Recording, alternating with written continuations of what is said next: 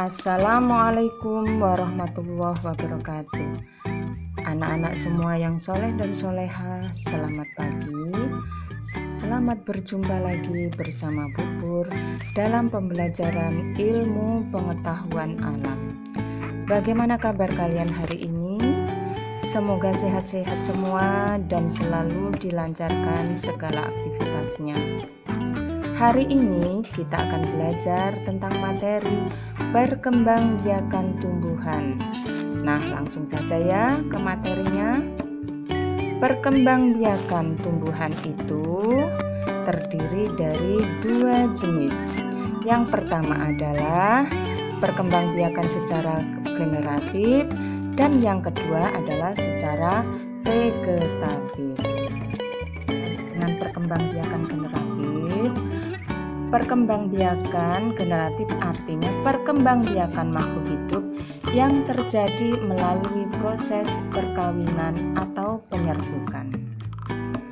Yang dimaksud dengan perkawinan adalah bertemunya sel jantan dan sel betina sehingga nantinya akan mengalami yang namanya proses penyerbukan. Yang kedua, perkembangbiakan secara vegetatif. Vegetatif adalah perkembangbiakan makhluk hidup yang terjadi tanpa perkawinan atau tanpa penyerbukan. Jadi jelas bedanya ya. Kalau perkembangbiakan secara generatif itu dengan perkawinan, kalau vegetatif itu tanpa perkawinan atau tanpa penyerbukan. Sekarang kita bahas satu persatu ya. Yang pertama yakni perkembangbiakan secara generatif, yang artinya melalui perkawinan atau penyerbukan. Perkembangbiakan generatif itu melibatkan tumbuh-tumbuhan yang berbunga.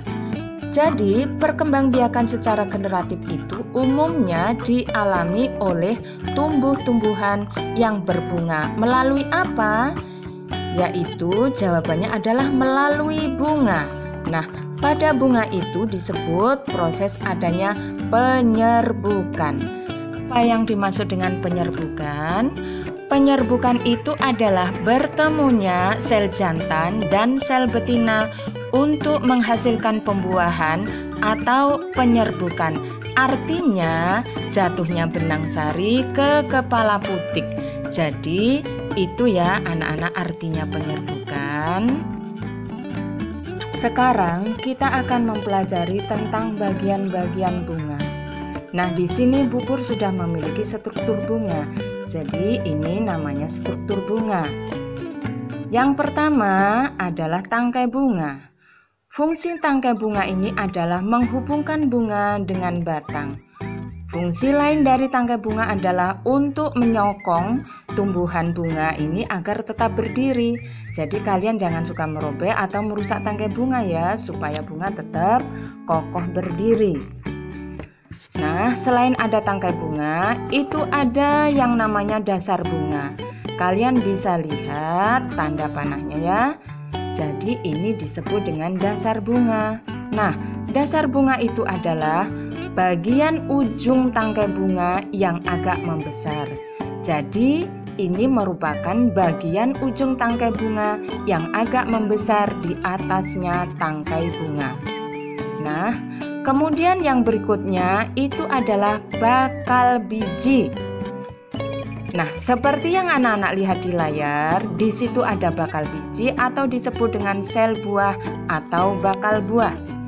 Jadi, di dalam bakal biji kalian bisa melihat di gambar ini terdapat sel ovum dan calon lembaga. Nah, berikutnya ini ada kelopak. Ya, ini disebut dengan kelopak bunga ya anak-anak. Ini juga disebut dengan kelopak bunga. Apa fungsinya? Fungsi dari kelopak bunga itu yakni melindungi mahkota bunga ketika masih kuncup dari serangan hama, baik itu ulat, wereng maupun yang lainnya. Jadi fungsinya itu untuk melindungi mahkota bunga atau bunga yang masih kuncup. Kemudian berikutnya yang berwarna ini adalah mahkota bunga. Jadi mahkota bunga itu fungsinya untuk apa? Fungsinya adalah untuk mempercantik tampilan dari si bunga. Untuk apa bunga itu mempercantik diri? Agar serangga-serangga tertarik untuk melakukan atau membantu proses penyerbukan.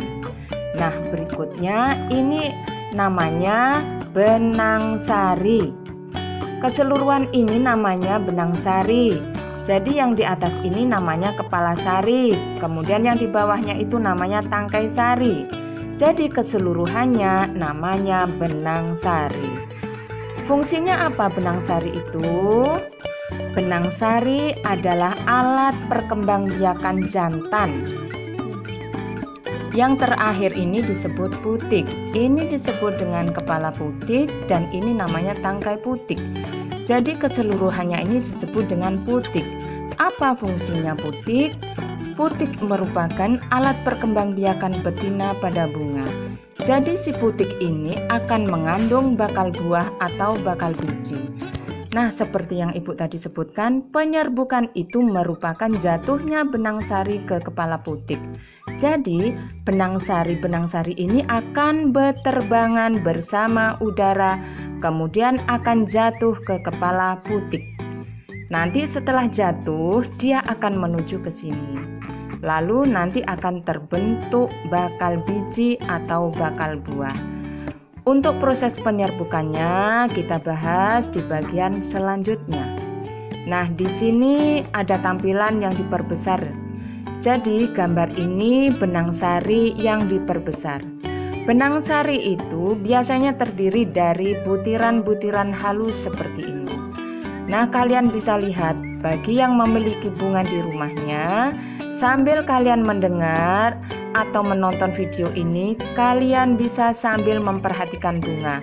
Apakah bunga itu ada putik, benang sari, kelopak, mahkota, dasar bunga, dan lain sebagainya. Jadi kalian bisa memperhatikan secara langsung mana yang namanya putik, yang namanya benang sari, dan lain sebagainya. Nah, demikian yang dapat Ibu berikan pada pembelajaran kali ini. Ibu harap meskipun kita belajar dengan jarak jauh atau melalui online seperti ini, Ibu harap kalian tetap semangat belajar ya anak-anak. Jadi setelah ini kalian catat dan pelajari kembali apa yang Ibu berikan pada kalian melalui video ini. Wassalamualaikum warahmatullahi wabarakatuh. Dadah, terima kasih anak-anak. Sampai jumpa lagi di lain waktu.